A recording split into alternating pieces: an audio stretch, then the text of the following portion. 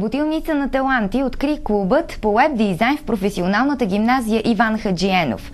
Изложението е част от програмата, посветена на патронния празник на училището. Честванията на патронния празник влизат различни конкурси. Днес в откриването на изложението своите награди получиха и победителите в конкурса "Моето училище в снимки и клипове". От снимките бяха наградени 4, а авторите на единствения клип, който участва в конкурса, коментираха произведението си така. Клип с общи снимки от двамата. По-модерен ли е клипа? Да, те става по-ефектно, като е черно-бяло и с музичка става по-хубаво.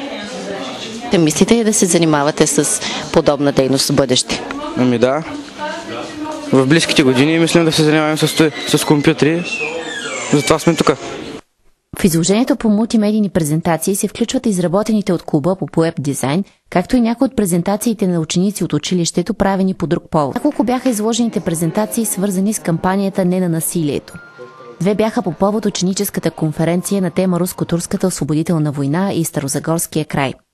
Един от 8-те ученика, които участват в клуба, разказва за самия клуб.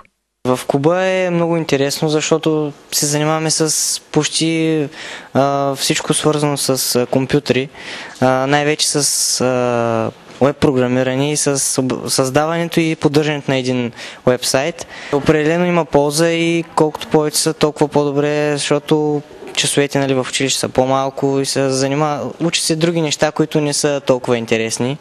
Други презентации бяха свързани с преподаваните предмети в училището.